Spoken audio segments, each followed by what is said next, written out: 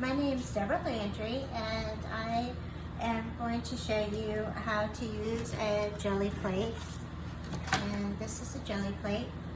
And the Gelli Plate comes in this clamshell container. And you want to make sure that you always store your Gelli Plate in here. The reason why is that it will, the Gelli Plate itself is very fragile.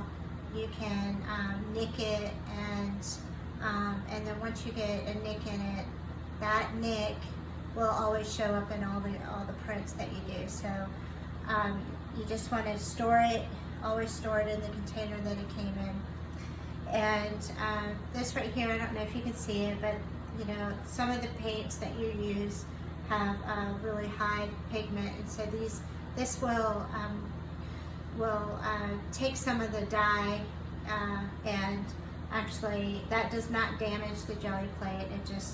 It won't be clear. When you get this, it's like crystal clear like glass, but as you use it, it'll start keeping some of the colors.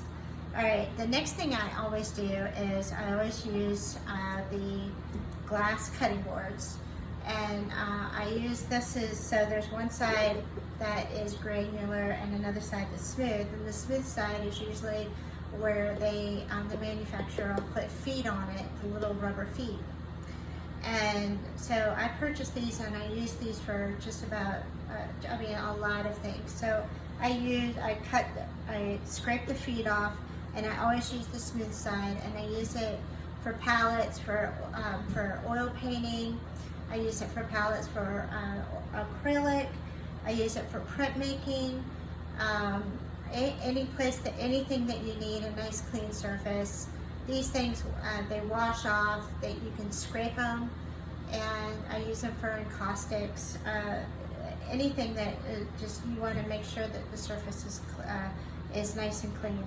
So this right here, the other nice thing about it, of course, is that this is I always get the clear cutting boards, because I can put a piece of white paper down here, and it will always, then that means I have a nice clean surface. And no matter how the rest of the table is looking, I have a nice clean surface to look at the colors, and I'm not being distracted by paint that's on the table. So the next thing, I am using a stencil. This particular stencil is from a company called Stencil Me Pretty, and so we're going to use this stencil. And the next thing that you're going to need is you want some rollers, and you're always going to store your rollers. Lay your rollers down like this, because if you were to lay them down this way, there's a good chance that you'll get something stuck on the roller and you'll actually damage the roller. And these are soft rollers. The other thing that you're going to need is something to print on. You want like a stack of things to print on, because once you get started, it's just too much fun. You just kind of keep on going and keep on going. So I have a stack of fabric, and this right here is just a repurposed sheet. So this is a pale blue. And I do have some white, and then I have old fabric napkins, anything like a lot of vintage fabrics. I'll use and repurpose those. And let me see here, 1 second.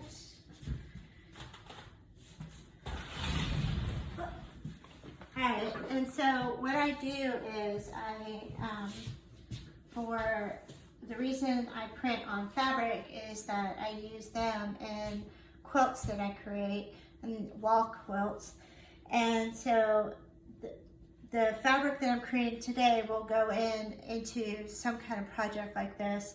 And there's rubber stamps that I've created, and stenciling, and silk screens, and this right here is free motion stitching. The black is, and then after I free motion stitch it with the flowers, and then what I do is then I hand paint all of the colors on there. So it's a very multi method. And so the things that we're going to do today will eventually end up in something like that. So the first thing that you're going to want to do is you're going to put some paint down on your Gelli Plate, and then you're going to roll it out. I already had some paint on one of my rollers. So I like to do the Gelli Plate as a end of the day or kind of taking a break. A lot of things that I do is are heavy duty labor, working in wood and sculptures and things like this. And so the Gelli Plate is a way to clean your mind and just kind of relax. It's really a no stress situation. So I'm going to take this stencil, I'm going to put the stencil down here. All right, and then I'm going to, the first thing I'm going to show you is just a simple print. So I have the stencil down on top of the Gelli Plate, and then I'm hand pressing. So again, I mean, some people might, use a roller, and they might, real detailed kind of, to get the things there. But I don't find it. I just, this is your first print. Real easy peasy. So I'm just kind of, I keep on going, and so I'll print on top of this again, and you'll see. You just keep on making and doing things as you go. So let me do this. So this right here is what they call a ghost print, and a lot of times it's the ghost print that actually I really enjoy more than the first print. So this is the ghost print. So you have this one here, you would consider this to be this one here would be the positive, and then this one would actually be the negative, because this one is actually a print of the stencil itself, not the image in the stencil. This is the image in the stencil. All right, so we're gonna just keep on going. I'm gonna put some more paint down, and it's not, what I do is I get colors that are kind of blendable, look good together, and then that way I'm not too worried about, making mud. So if your colors look good together, then you're going to be just fine. The paints that I'm using are just acrylic paints, acrylic craft paints. I have a box of craft paint. This one you can't really see really well, but and then these, because they dry really fast, I'm just throwing them down. I'm not even I'm not even spreading them out. I'm not worrying about it. And let's see here, let's do. And the acrylic paints do dry fast, so you're not having to worry too much about the whether or not you really have the paints are going to stick or do whatever they're going to do. They dry, and then you just go on. All right, so I got another color here. Put this down here. All right. And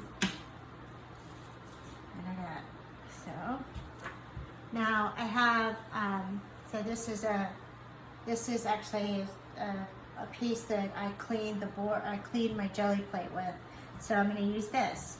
So I just keep on printing on top of other prints as well until I get something that I really like. So now, after I've just printed on that old thing, this is like brand new and it looks good again. And So then we're going to, let's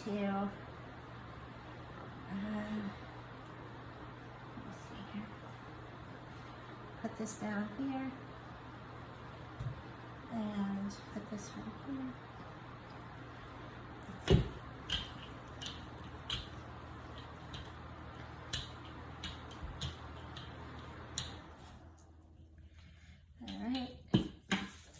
Got that. Alright, I'm going to do another one. This is, again, another piece of fabric that I used to clean the Gelli Plate. And print on top of that.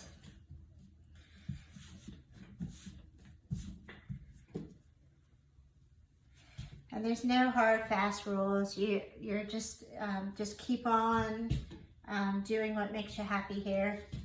And I don't worry too much about, you know, if you use a lot of paint, that's fine, and then blend it right on the board. You're not. There are no real mistakes here. So I'm going to put this down again, and got another piece of fabric. So this is an old tea towel that I'm using.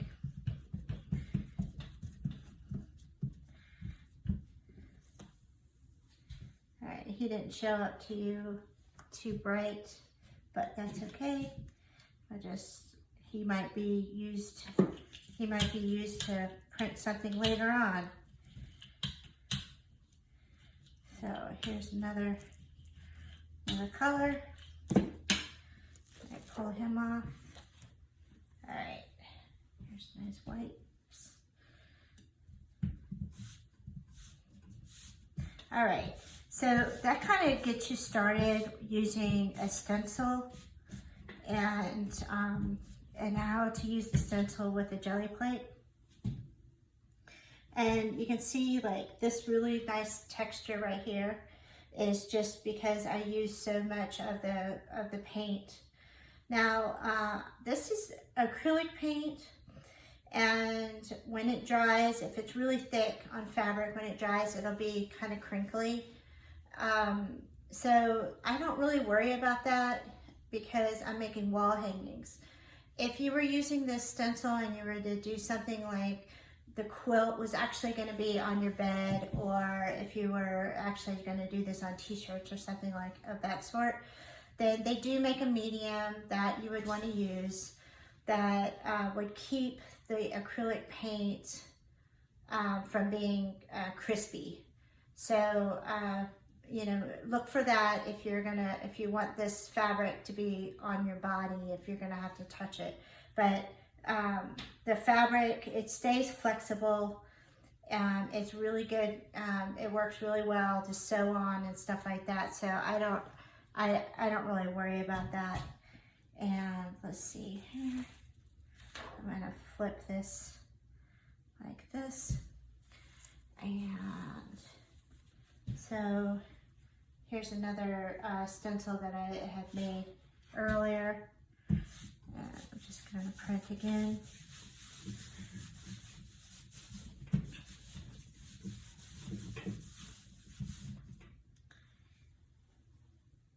Alright, that didn't show up very well, but that's okay. So, let's see here.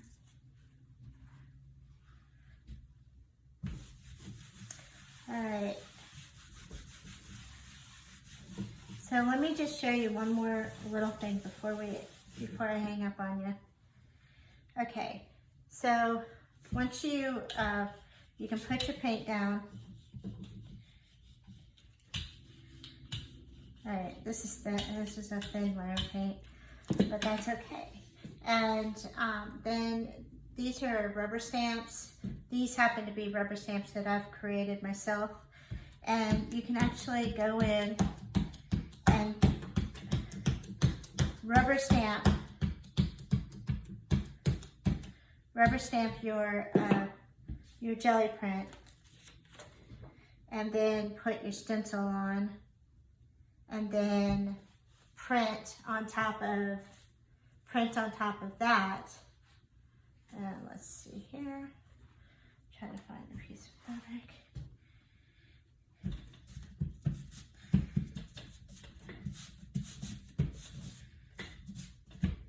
Okay, and if it, okay. So then, can you see the image of the stamp showed up in the bird here? So let me do another one of those. Okay.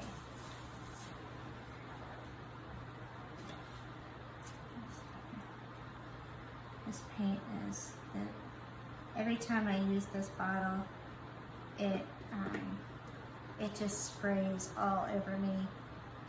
This bottle here is definitely, it's definitely not user friendly.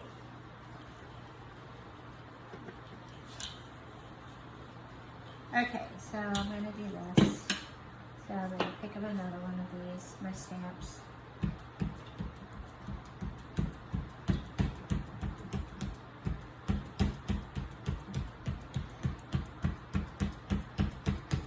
Okay, now I'm gonna put my bird stencil down, and then I'm going to, right, here's a nice clean piece of fabric. Okay, and then I'm going to, there we go. All right, now we're cooking. Okay.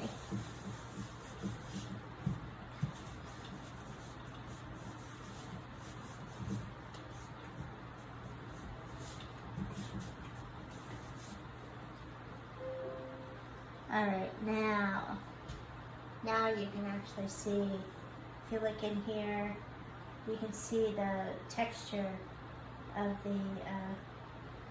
the stamp, and that's very pretty. So I hope that this kind of inspires you to look at your Gelli Plate and figure out ways to use it in stenciling with stencils and stamps, but then take it a little bit further and do it on fabric, so that can take you into another realm of making art. A lot of your Gelli Plate users are doing also a lot of journaling with it. So there's a bunch of videos to be able to find out more about journaling. All right, have a great night, and I hope you join me again. All right, thank you. See you soon. Oh, that was nice blue.